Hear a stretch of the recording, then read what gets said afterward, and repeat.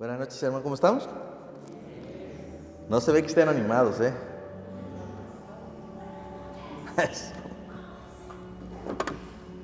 Bueno, vamos a reflexionar en un tema. Fíjense que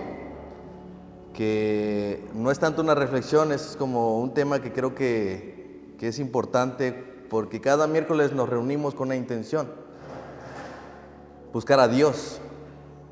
No sé si esta es la intención por la que viniste hoy. No sé si tienes necesidades. No sé si crees en la oración. No sé si estás aquí porque no había otra cosa que hacer o porque te habías puesto de acuerdo con alguien. Miren, no estoy juzgando la motivación. Estoy haciéndoles notar que Dios es quien los trajo aquí. Y si estamos aquí, entonces vamos a aprovechar el momento, ¿no? Y quisiera tocar un tema antes de poder entrar en la oración, porque esto es lo que precisamente hacemos cada miércoles: buscar a Dios. Y hay un tema importante que debemos considerar a la hora de venir en el tiempo de oración, como un elemento que es necesario para presentarse delante de Dios. Y vamos a Mateo capítulo 5, versículo 23 al 24. Mateo capítulo 5, versículo 23 al 24. Dice la palabra del Señor: por tanto, si traes tu ofrenda al altar y ahí te acuerdas de que tu hermano tiene algo contra ti, deja allí tu ofrenda delante del altar y anda, reconcíliate primero con tu hermano, y entonces ven y presenta tu ofrenda. Miren, el texto inicia con un por tanto, es decir, esto es resultado de lo que dijo anteriormente. ¿Qué es lo que dice anteriormente? Dice los versículos 21 al 22. Oyeron que se les dijo, que los antiguos dijeron: no matarás, y cualquiera que matara será culpable de juicio. Pero yo les digo que cualquiera que se enoje contra su hermano será culpable de juicio, y cualquiera que diga necio a su hermano será culpable de concilio, y cualquiera que diga fatuo quedará expuesto al infierno de fuego. Ese es el contexto, es lo que está diciendo. Entonces dice: por tanto, si traes tu ofrenda al altar y allí te acuerdas de que tu hermano tiene algo contra ti, deja allí tu ofrenda delante del altar y anda, reconcíliate. Miren, el texto que acabamos de leer, el versículo 21 y 22, dice algo que es difícil de entender, porque este juego de palabras es un poquito complicado. En general, lo que el Señor dice es que ustedes escucharon de los ancianos que ustedes iban a ser culpables de homicidio hasta que derramaran sangre, ¿sí? Pero Jesús les dijo: pero yo les digo que cualquiera que se enoje contra su hermano ya es un homicida. Es lo que está diciendo. Muchos pensamos que el derramar sangre es lo que me hace un homicida. ¿Qué es lo que dice el texto? Que el enojarme contra mi hermano me convierte o me hace un homicida delante de Dios. Soy un homicida de corazón. Recuerden, todo lo que nosotros hacemos externamente viene de algo, viene de nuestro corazón, porque del corazón salen los malos pensamientos, los adulterios, las fornicaciones, los hurtos. Es lo que dice Mateo. ¿Sí están conmigo, hermanos? Entonces, pero dice allí que cualquiera que se enoje contra su hermano será llevado al juicio, pero el que diga necio será expuesto al concilio, pero el que diga fatuo será expuesto al infierno. Miren, lo que el texto trata de decir es que todos nos enojamos. Ese es un sentimiento que todos llegamos a tener. Entonces, ¿quién podría decir aquí que no es homicida de corazón? Alguien puede levantar la mano y decir: no es posible, porque todos tenemos este sentimiento de enojo. Probablemente mientras venías de camino acá te atravesó un taxista, y no es que tenga algo contra los taxistas, pero es que es como es más taxis, hay más taxis es muy probable que te encuentres con un taxista que se te atraviesa, ¿no? Entonces, pero lo que está diciendo el texto es que se entiende que el enojo es parte de nuestra vida. El problema del enojo, hermanos, es cuando trasciende. ¿Es natural sentir enojo? Sí. El problema del enojo es que trasciende, es cuando ya pasa a otro nivel. Y el texto dice es que cuando ya vienen actitudes, o cuando nosotros estamos tomando ciertas dinámicas o estamos tomando acciones como respuesta de nuestro enojo. ¿Me están poniendo atención, hermanos? Entonces, sí, no es lo mismo, hermano. Debemos entender algo. El Señor nos está mostrando que hay un problema en nuestro corazón que no debemos de minimizar. Esto es importante.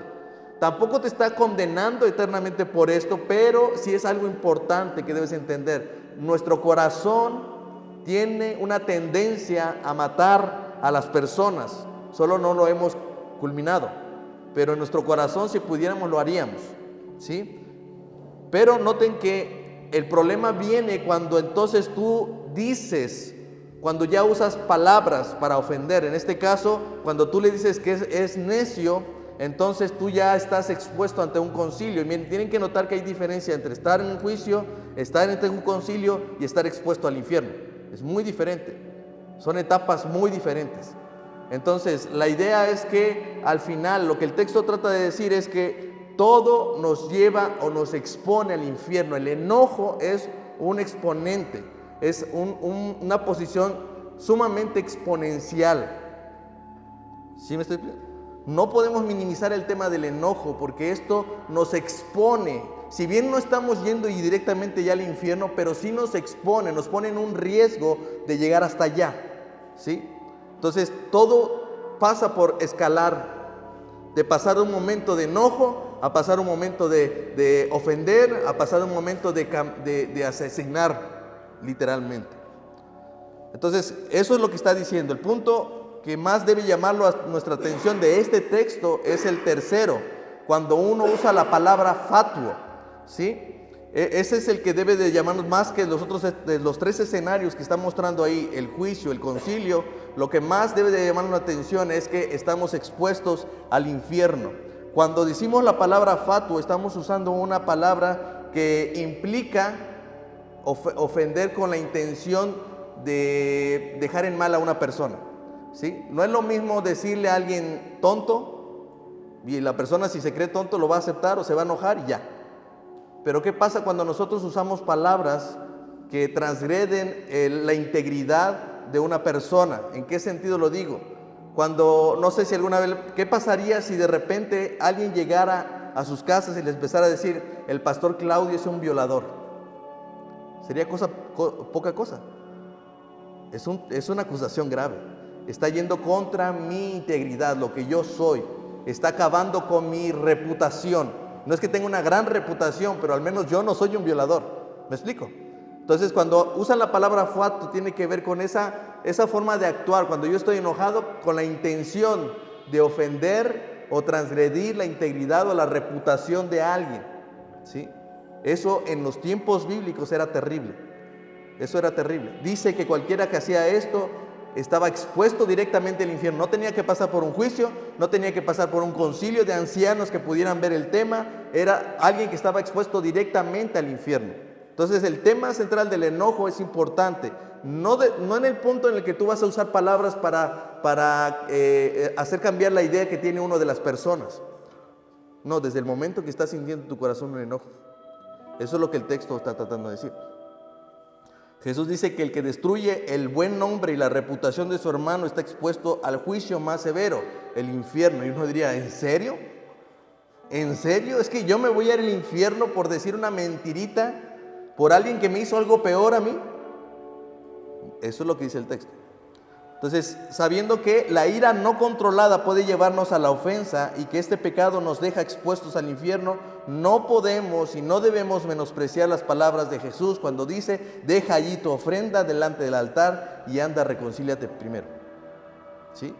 ¿Qué tiene que ver mi ofrenda con la reconciliación? Bueno, que la ofrenda es el medio tangible por la cual nosotros estamos buscando la reconciliación con Dios. ¿Sí? Las ofrendas de las que está hablando aquí es esas ofrendas de expiación por causa de nuestro pecado. ¿Por qué llevaremos una ofrenda delante de Dios? Pues porque tenemos problemas con Él y yo quiero arreglar, estar a cuentas con el Señor. Eso es lo que está diciendo. Tú vas en esa intención, vienes los miércoles, quieres orar, y una de las cosas que poco hacemos es, hermanos, reconocer delante de Dios es que tenemos un problema con Él y que tenemos un problema con mis hermanos. Soy una persona enojona, soy una persona orgullosa, soy una persona que es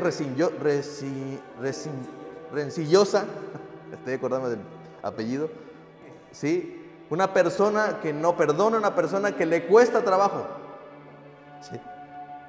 Entonces, Cuando nosotros vemos esto, debemos entender que la ofrenda primeramente es esa intención de ir a buscar reconciliación con Dios. ¿Ustedes recuerdan cuando Jacob, cuando se va a encontrar con su hermano, qué manda hacer? ¿Qué le manda? Una ofrenda de paz. Le manda una ofrenda que se adelanten y que le lleven en la ofrenda para que pueda ver que la intención es que cuando se encuentra haya paz, porque acuérdense, él se fue huyendo de su hermano porque su hermano lo iba a matar. Entonces era necesario que él presentara una ofrenda a su hermano para hacerle ver que cuando se encontraron no iba a ser para pleito, sino para reconciliación. Entonces eso es. ¿Para qué sirve la ofrenda? Es un instrumento de paz para restaurar nuestra relación con Dios. Es el sacrificio de expiación por causa del pecado. Jesús se refiere a la ofrenda como el acto de buscar reconciliación con Dios. Así que el tema central no es la ofrenda, hermano, porque uno diría, entonces no puedo ofrendar mientras yo tenga un problema, porque muchos de aquí diríamos, tengo una justificación para no traer ofrenda a la iglesia, pero no es el tema, hermano. El tema central no es la ofrenda, ¿sí? El tema central aquí es que nosotros estamos buscando la reconciliación, el deseo de estar en paz con Dios. La forma tangible en la que yo quiero mostrar que quiero estar en paz con Dios en ese momento era llevando la ofrenda delante de Dios. La razón por la que nosotros debemos detenernos en este proceso de llevar esa ofrenda de paz con Dios es porque ese deseo de estar en paz con Dios debe ser moralmente congruente con el mismo deseo de estar en paz con mi hermano. ¿Sí me explico? Yo no puedo estar siempre queriendo estar bien con Dios si yo siempre estoy mal con mi hermano. No tiene sentido. Entonces, en ese mismo acto, cuando tú vienes los miércoles, cuando vienes los domingos, cuando vas a un grupo de estudio, tú no estás ahí porque está un grupo de personas que amas y que quieres convivir con ellos. Básicamente lo haces porque tú quieres entender un poco más de Dios y porque tú quieres buscar una reconciliación con Dios. O alguien de aquí no pecó durante todos estos días.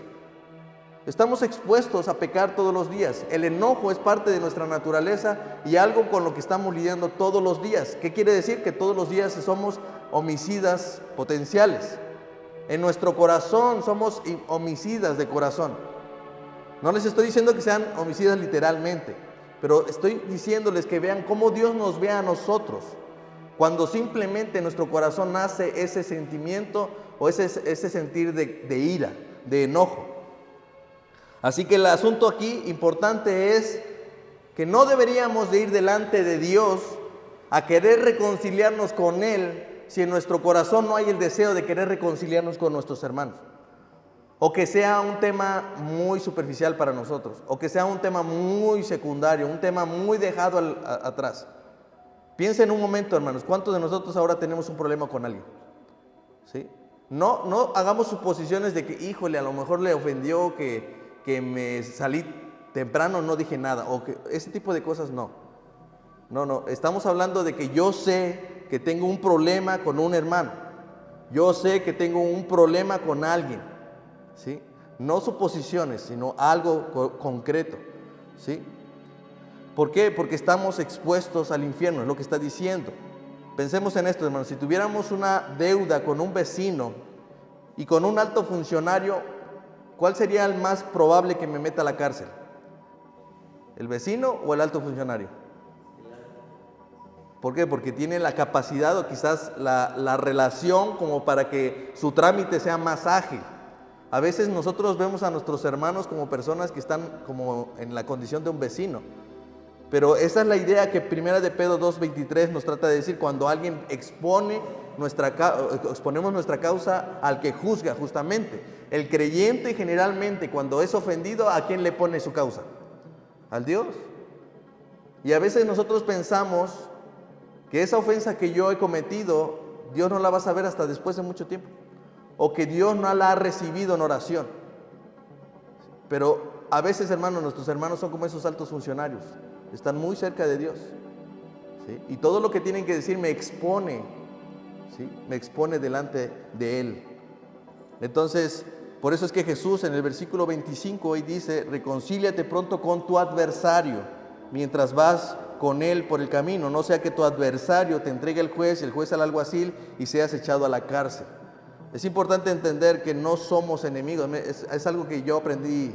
Si algo le aprendí al presidente de la República es esto, ¿no? Usa correctamente la palabra adversario, porque no somos enemigos. O sea, son mis adversarios, pero no son mis enemigos. Y a veces nosotros lo usamos al revés, son mis enemigos. No, hermanos, cuando tú tienes un problema con un hermano, no es tu enemigo, es tu adversario. ¿Sí? Aquí cuando habla de la palabra adversario, está en una connotación de alguien que ha expuesto una denuncia judicial, por decirlo así. ¿Sí? No es un tema de que te acusó y pues no hay nada más que perseguir. Cuando alguien te impone una denuncia, esto se persigue, esto lleva un papeleo, no se olvida ni se echa al... ¿Sí me explico? Entonces debemos entender que nosotros no somos enemigos, solo somos adversarios cuando tenemos diferencias, cuando tenemos problemas que todavía no resolvemos. Tenemos que aprender a vernos como adversarios en ese sentido, como personas que ahora no tenemos la misma dirección o que no tenemos la misma posición, pero debemos reconocer que somos hermanos, ¿sí o no? Entonces, esto significa que se trata de alguien que con toda claridad he ofendido. No es con aquellos que no sabíamos que teníamos un problema, sino con aquellos adversarios legítimos. Se trata de adversarios legítimos, sin embargo, la exigencia también supone que tendremos enemigos y no todos se van a reconciliar con nosotros. Noten otra diferencia. La reconciliación no necesariamente va a resolver el problema. ¿Sí? En muchos casos simplemente lo que se requiere es perdón. ¿A qué me refiero? Si alguien, no sé, le prestaste dinero y el dinero pues simplemente se gastó, no tiene la posibilidad de devolver ese dinero, pues es difícil que se pueda componer. O sea, hay temas que se generan que no van a tener como tal una solución, pero sí van a traer reconciliación. ¿Sí? En muchos casos siempre, ¿sabes qué? Aprendí que no te puedo prestar dinero a ti. ¿Sí? No te preocupes por devolverme el dinero, pero entenderás que si tú me vuelves a buscar, yo no te puedo prestar dinero, ¿verdad? ¿Estamos en paz? Estamos en paz. ¿Sí me explico? O sea, hay cosas que van a traer reconciliación, pero no necesariamente una solución. Y eso a partir de lo que estamos diciendo, no somos enemigos, somos adversarios cuando tenemos una discusión, pero no más de eso. ¿Hasta aquí estamos entendiendo, hermanos? Cuando vemos en la Escritura, en Mateo, es capítulo 15, ¿verdad? Cuando dice, si tu enemigo trae algo contra ti, sí, ¿no?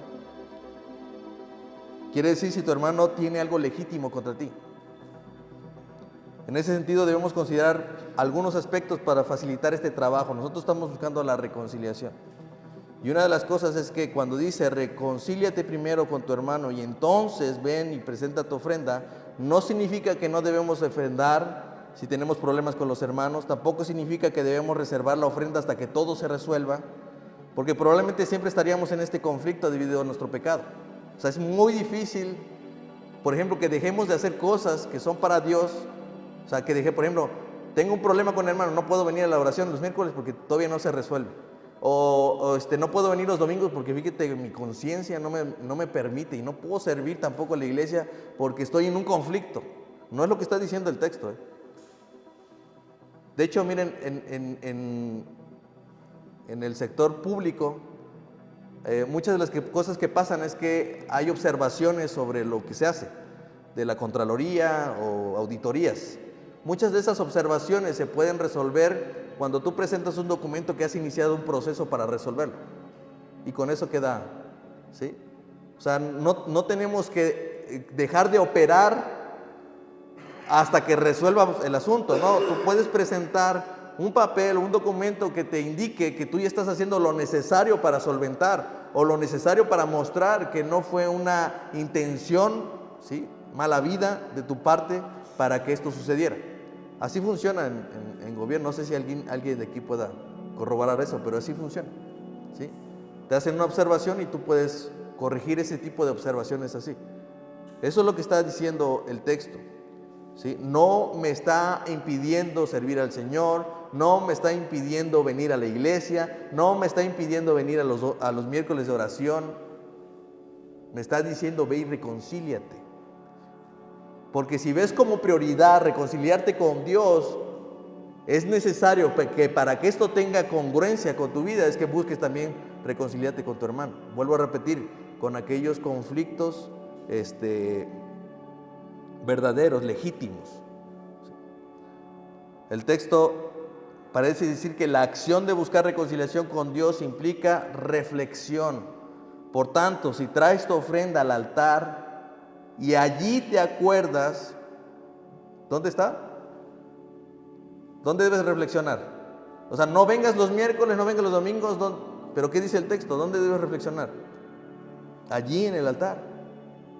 No, pues, evidentemente no puedes separarte, porque creo que cuando uno busca a Dios sinceramente en su corazón, cuando dices que yo estoy mal contigo, Señor, eso implica inmediatamente abrir nuestro corazón y tener que reconocer delante de Dios, vengo delante de ti porque a ti no te agrada que esté mal con mi hermano, o que o que deje sin perdón al hermano que me ofendió. ¿Sí me explico? O sea, ¿dónde debemos hacer ese acto de reflexionar y considerar? Dice allí, por tanto, si traes tu ofrenda al altar y allí te acuerdas.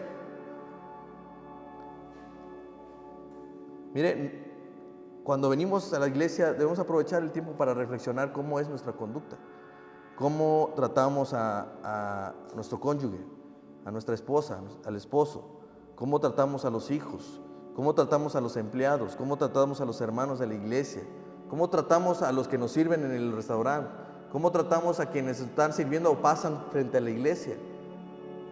Es un tiempo de reflexión. Creo que si estamos aquí, una de las intenciones es que nosotros podamos reflexionar, porque venimos a buscar a Dios y venimos también a buscar el perdón de Dios. Pero eso no es posible si nosotros no estamos en la disposición de hacer una reflexión y decir, ¿sabes qué?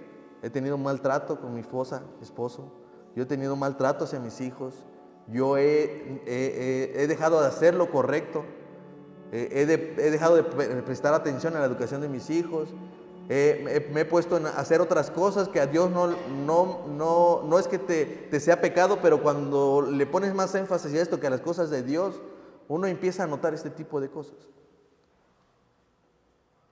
Entonces, solo en una actitud genuina de reconciliación produce un estado de reflexión que me lleva al arrepentimiento, porque ese es el momento cuando Dios muestra mis pecados ocultos. Cuando estoy en la disposición de ser observado por Dios, lo que Dios va a hacer es abrir y hacerte ver tus pecados que son ocultos, como dice David en Salmos 26:2, escudriñame, oh Jehová, y pruébame, examina mis íntimos pensamientos y mi corazón. Proverbios 4:26 dice, examina la senda de tus pies y todos tus caminos sean rectos. Salmos 19:12 dice, ¿quién podrá entender sus propios errores? Líbrame de los que me son ocultos. Hay muchas cosas, hermanos, que estamos haciendo mal y no nos damos cuenta. Debemos estar dispuestos a ser examinados y en nosotros examinarnos cuando venimos delante de Dios en oración. No solamente es para orar por nuestras necesidades, hermano. Venimos delante de Dios porque también deseamos su perdón. Eso es parte de la enseñanza de la oración. Pásale, hermano, para adelante. Adelante.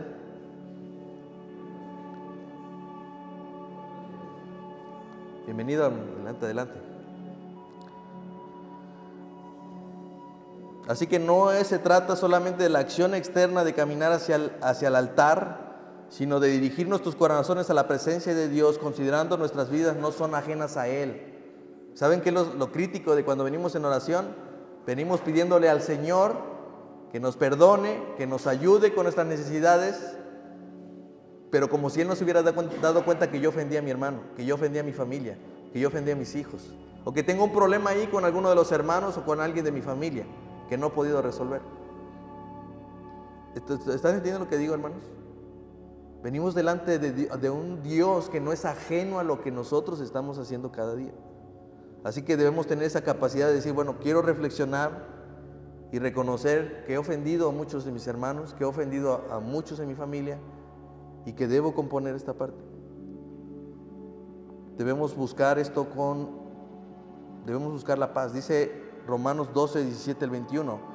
No paguen a nadie mal por mal, procuren lo bueno delante de todos los hombres. Si es posible, en cuanto dependa de ustedes, estén en paz con todos los hombres. Les decía, no siempre se va a poder resolver todo, pero siempre que esté en tu posición traer paz, debes de buscarlo. ¿Sí? Cuando hacemos esto, hermano, no debemos... Miren, a veces lo que pasa es que cuando nosotros estamos buscando la paz, estamos esperando que el otro nos diga, nos indique qué pasos debemos seguir. No, no es eso, hermano. Vuelvo a repetir. Miren, a veces cuando nosotros ofendemos, podemos hacer algo que necesitamos el perdón de alguien más. Pero a veces esta persona se confunde y empieza a decir, no, hasta que tú no hagas esto, yo no te voy a perdonar. Eso es un problema. Esto no va a funcionar si nosotros no tenemos la disposición de pedir primeramente perdón, pero también de perdonar. Esto no va a funcionar. Dice la Escritura que en cuanto esto dependa de ustedes, estén en paz con todos. Si depende de ti poder ir y pedir perdón, pide perdón. Si está en ti poder perdonar, y me refiero a esto no a si deseas, porque muchas veces no queremos. Estoy hablando de que si simplemente de ti puede salir de tu boca, te perdono, inténtalo a fin de que se reconcilie. Vuelvo a repetir, hay muchas cosas que no se van a resolver, pero el punto no es, el Señor no nos está mandando a que se resuelvan los problemas. Él está mandando a reconciliarse, a estar en paz, porque tú dices que vas delante de Dios a estar en paz con Él. Y Él dice, entonces haz esto también con tus hermanos. Ve y está en paz con ellos también. Dios, cuando vas delante de Él, está diciendo, ¿qué hiciste hoy? No, pues mentí, no regreses hasta que resuelvas esto. No, el Señor no te está diciendo, vete de aquí. Él está diciendo, está bien, yo te perdono. No es resolver, es reconciliarse. Miren, en el matrimonio sucede mucho. Hay cosas que no vamos a poder resolver porque hay cosas que yo traigo de mi propia familia y ella trae de su propia familia.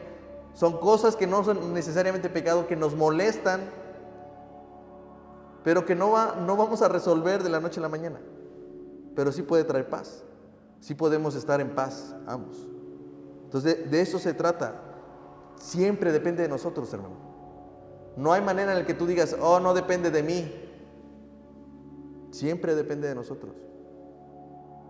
Entonces, cuando dependa de ustedes, estén en paz con todos los hombres. No se venguen ustedes mismos, amados míos, sino dejen lugar a la ira de Dios, porque escrito está, mía es la venganza, yo pagaré, dice el Señor. Así que si tu enemigo tuviera hambre, dale de comer, si tuviera sed, dale de beber, pues haciendo esto, ascuas de fuego amontona sobre su cabeza.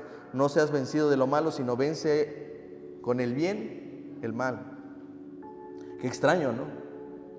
Oye, si a mí me ofendió, ¿yo por qué tengo que hacer todavía cosas buenas? Porque lo que buscas es reconciliación. Porque cuando nosotros buscamos a Dios, quisiéramos que así fuera, ¿verdad? Y de hecho así es. Dios no te pone ninguna traba. Y es más, cuando te está diciendo allí, cuando lleves tu ofrenda al altar, déjala allí, vete, reconcilia, no te está impidiendo que vengas a Él, sino que seas congruente con lo que estás haciendo aquí, con lo que vas a hacer allá. Eso es todo lo que está diciendo. No es ni siquiera un castigo de que no te puedo ver hasta que tú no te perdones con tu hermano. No está diciendo eso. Él simplemente está diciendo, si buscas la paz conmigo, tienes que buscarla también con tus hermanos. No dejes de buscarme a mí, porque es natural que aquel que quiera buscar reconciliación conmigo es que quiere también buscar la reconciliación con su hermano. Entonces no puede cohabitar la paz y la enemistad. No podemos desear que los hombres se reconcilien con Dios sin desear nuestra reconciliación con ellos, pues esto no reflejaría el ministerio de la reconciliación que nos fue encargada. Dice, y con esto termino, 2 Corintios 5:17. De modo que si alguno está en Cristo, nueva criatura es. Por eso digo que sí se puede, hermanos. Por eso digo que sí se puede. ¿Sí? Las cosas viejas pasaron y aquí todas son hechas nuevas, y todo esto proviene de Dios, quien nos reconcilió consigo mismo. La razón por la que tú te puedes reconciliar con otros, con tus hermanos, es porque primeramente ya te reconciliaste con Dios. ¿Sí? Él proveyó esa reconciliación, no tú. Y lo hizo por medio de Cristo. Dice, nos reconcilió consigo mismo por Cristo y nos dio el ministerio de la reconciliación. Inmediatamente que tú aceptaste, más bien, cuando tú buscaste el perdón de Dios y Él te aceptó en ese momento, ¿sí? No solamente saliste con perdón, saliste con un ministerio, el ministerio de la reconciliación.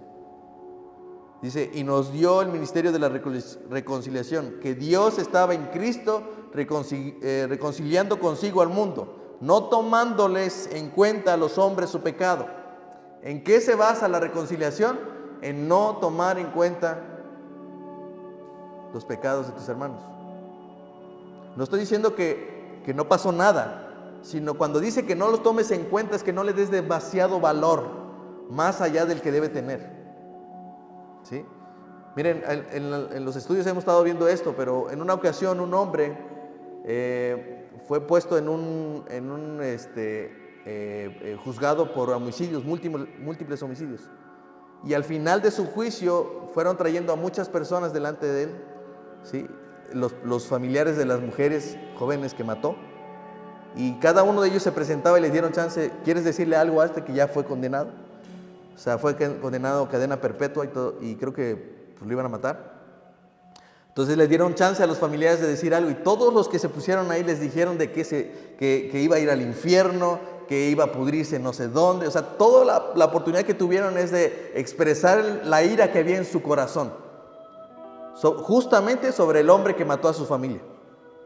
Pero al final llegó un hombre que hasta parece Santa Claus. De hecho, pueden buscar el video en YouTube. Un hombre de blanco, vestido de blanco, de barba, y él dice una cosa, él dice, ¿saben qué?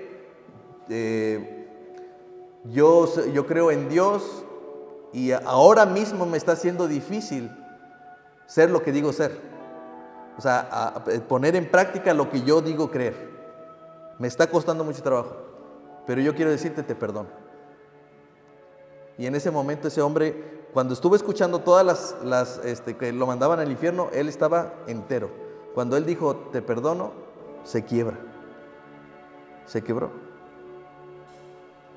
La pregunta es, ¿qué es lo que hace que un hombre como él termine dando un perdón? ¿Era el hombre más santo del mundo? ¿Saben qué es lo que creo que pasaba con este hombre? ¿Por qué yo no sé si pueda estar delante de un asesino, el asesino de mi hijo, y decirle, te perdono? No sé, yo no creo, no tengo esa ahora mismo. Pero me pregunto, ¿cómo es que este hombre sí pudo? ¿Saben por qué? Porque él ejercitaba su perdón. Yo creo que este hombre no era la primera vez que perdonaba. Y siempre que podía llevar a cabo el ministerio de la reconciliación, seguramente tenía en su mente esta palabra, no tomándole en cuenta a los hombres sus pecados. ¿Sí? Hermanos, no me imagino que alguno de nosotros estemos en esa condición, pero definitivamente no será fácil perdonar al asesino de mi familiar si yo no ejercito esta capacidad de perdonar continuamente. Y esas posibilidades son dentro de mi familia, con mi esposa, con mi esposo, mis hijos, en la iglesia, en medio de los hermanos. Constantemente se me están dando oportunidades para perdonar, oportunidades para ejercitar mi perdón, porque es necesario, ¿no?